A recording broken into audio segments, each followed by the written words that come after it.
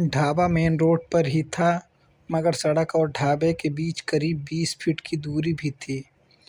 इस दूरी के बीच एक बड़ा सा पेड़ था, आम का, जो काफ़ी पुराना और जर्जर था।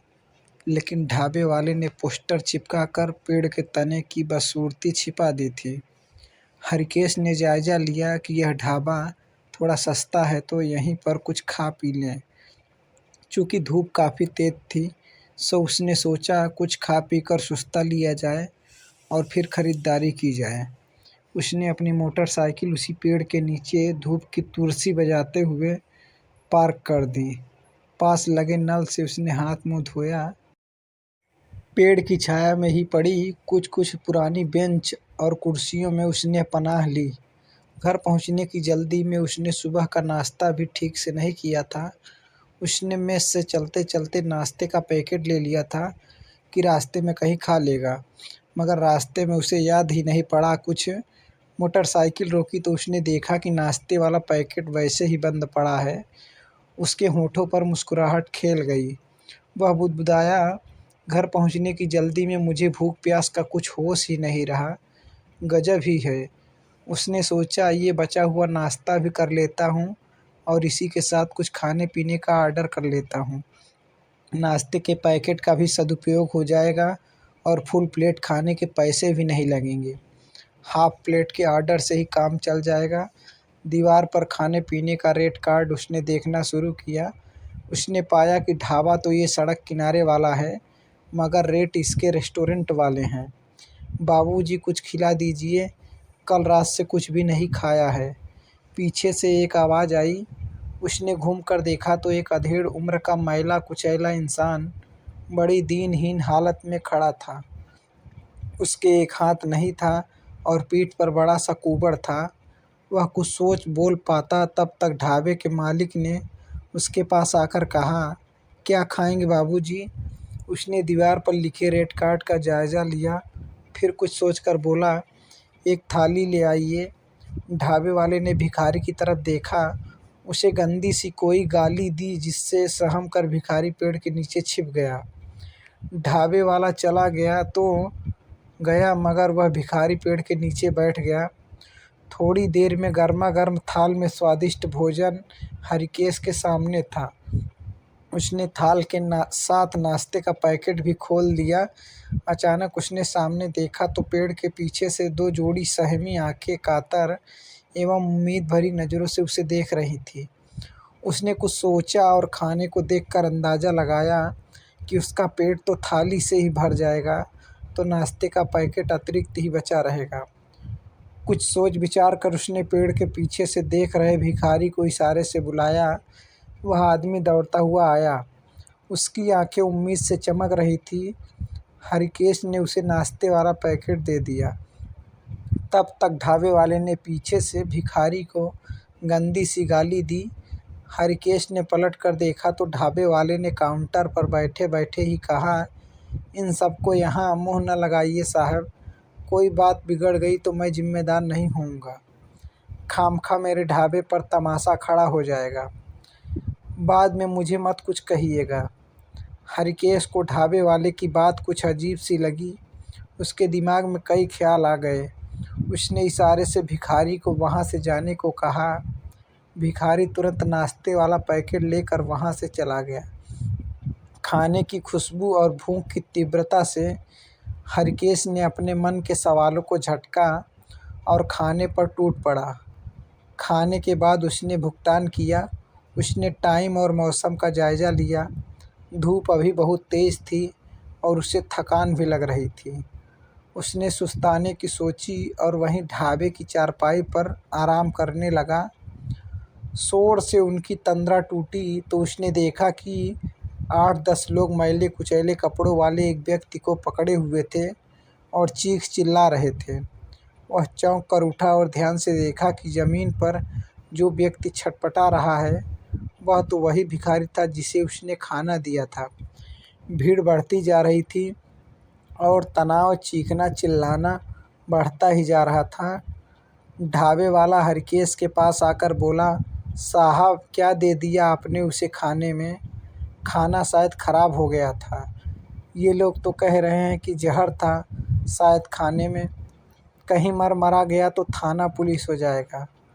मैं भी फंस जाऊंगा साहब।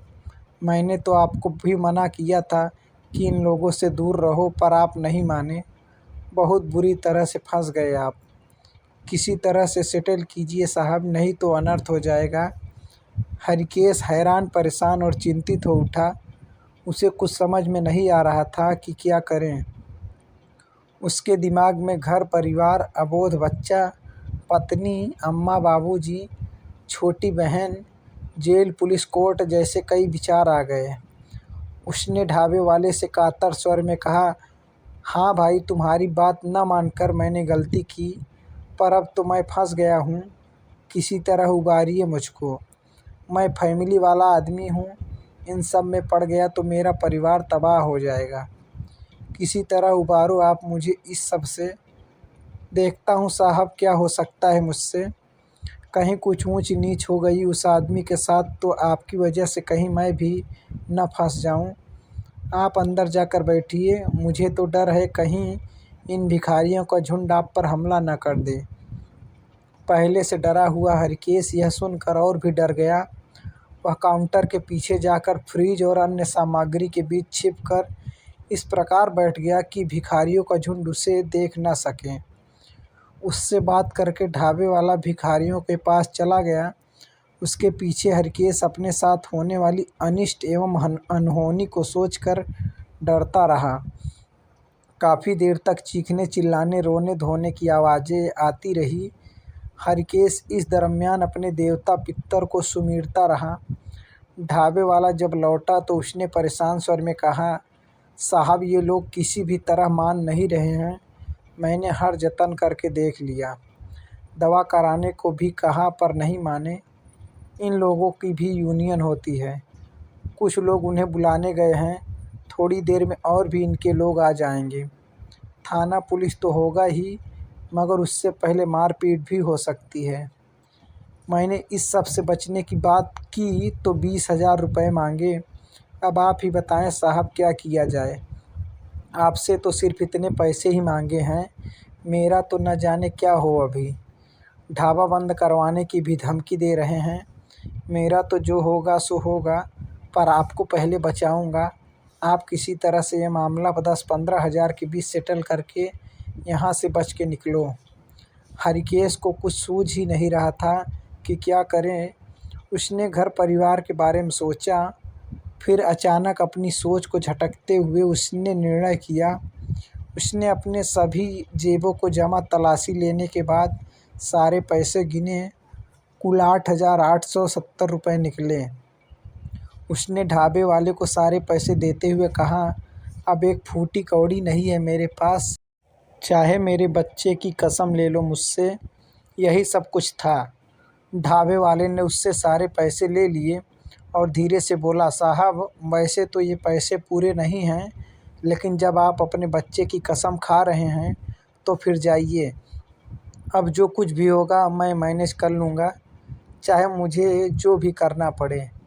अपनी मोटरसाइकिल की चाबी मुझे दीजिए और ढाबे के पीछे खड़े हो जाएं। वहीं दूसरी तरफ की सड़क से निकल जाएं। इधर बहुत बवाल है। हरिकेश ने ढाबे वाले को चाबी दी और ढाबे के पीछे चला गया।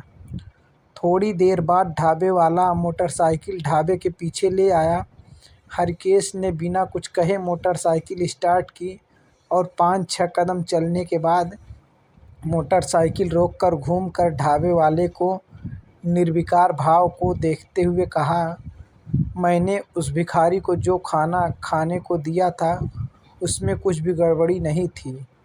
मुझे मेरे बच्चे की कसम है, मगर फिर भी फंस गया मैं।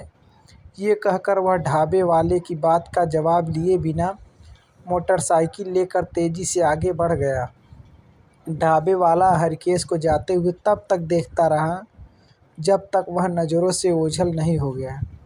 ढाबे वाला धीरे से बुदबुदाया, मैं जानता हूँ साहब कि आपने भिखारी को जो खाना दिया था उसमें कुछ गड़बड़ नहीं थी। आज आपका दिया हुआ खाना नहीं, बल्कि आपका नसीब गड़बड़ था जो फंस गए। बच्चे की कसम, ये कहते हुए ढाबे वाला कुटिलता से हंसा। दोस्तों, अगर यह कहानी आपको अच्छी लगी हो तो प्लीज़ लाइक और कमेंट करना ना भूलें। धन्यवाद।